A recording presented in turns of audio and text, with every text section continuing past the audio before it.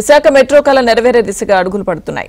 ఇవాళ మెట్రోకు ఈ టెండర్లను ఆహ్వానిస్తున్నారు. మొదటి దశ డిపిఆర్ ను అధికారులు సిద్ధం చేశారు. దీనిపై మరింత సమాచారం మా ప్రతినిధి నాయుడు అందిస్తారు. విశాఖ ప్రజల కళ ఎట్టకేలకు నెరవేరబోతుంది. కూటమి ప్రభుత్వం వచ్చాక విశాఖ మెట్రో కళ సాకారం దిశగా అడుగులు వేయడమే కాదు, ఈ టెండర్ని పూర్తి స్థాయిలో ఈ రోజు నుంచి అందుబాటులో తీసుకువస్తుంది. సో కేంద్ర రాష్ట్ర ప్రభుత్వాలతో పాటు ప్రైవేటు భాగస్వామ్యంతో అందుబాటులోకి తీసుకొచ్చేందుకు పూర్తి స్థాయిలో ఏర్పాట్లు చేస్తుంది.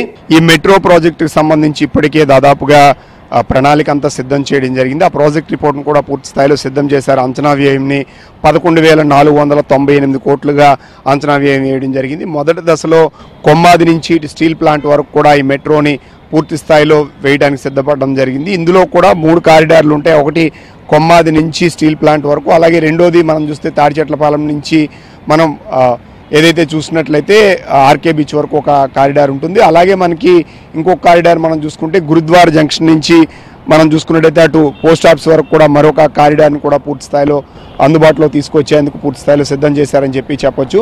అయితే ఇందులో మనం కానీ చూసుకున్నట్లయితే మొత్తం అంతా కూడా గతంలో ఉన్నటువంటి నేషనల్ హైవే 16 లైన్ మీదుగానే వెళ్తుంది.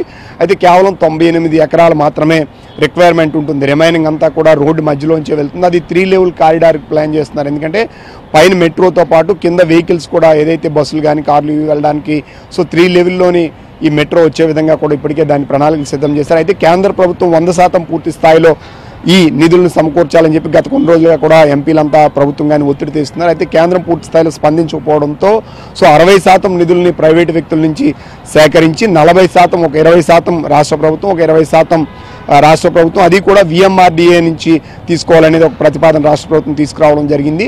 సో దీనికి సంబంధించినంత వరకు కూడా 4,000 కోట్ల పైబడి VMRDA వెచ్చించాల్సి ఉంటుంది. అందులో 882 కోట్ల రూపాయలని పూర్తి స్థాయిలో ఏదైతే TDRల కింద, అంటే ఇప్పుడు స్థల సేకరణ కానీ ప్రాజెక్టు ప్రైమరీ వర్క్ స్టార్ట్ చేయడానికి కానీ అవసరం అనేది ప్రాథమికంగా గుర్తించడం జరిగింది. దీనికి సంబంధించినటువంటి సో అన్ని ప్రణాళికలు సిద్ధం చేయడంతో పాటు ఈరోజు ఈ వేలంని ద్వారా ఈ ప్రాజెక్టు సంబంధించి ప్రైవేట్ ఎవరైతే ఉన్నారో సంస్థలు వీళ్ళు ముందుకు రావడానికి ఈ వేలంని ఈరోజు ప్రారంభించడం జరిగింది. ఖచ్చితంగా ఈ టెండర్ల ద్వారా విశాఖపట్నంలో మెట్రో ఎన్నో ఏళ్లుగా ఉన్నటువంటి కళ ఖచ్చితంగా నెరవేరుతుందనేది విశాఖవాసులు వీళ్ళందరూ కూడా ఆశాభావం వ్యక్తం చేయడంతో పాటు కూటమి ప్రభుత్వం ప్రయత్నం కూడా ఫలించే దిశగా అడుగులు పడుతున్నాయనడానికి ఇదే నిదర్శనం. ఇప్పుడు వేసేది ఒక 30 ఏళ్ళకి సరిపడా, అంటే 30 ఏళ్ళలో విశాఖపట్నం ఎలా డెవలప్ అవుతుందో సో దానికి అనుగుణంగానే ఇదంతా చేస్తున్నారు. అటు భోగాపురం ఎయిర్పోర్ట్ వస్తుంది, అలాగే మరోవైపు మనం చూసుకుంటే ఇక్కడ IT సంస్థలు వస్తున్నాయి.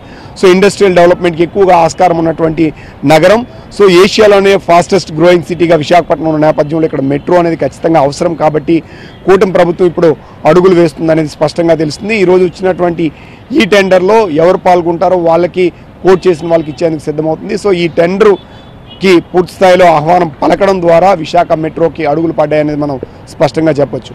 వీడియో జర్నలిస్ట్ విజయ్తో నాయుడు, విశాఖపట్నం.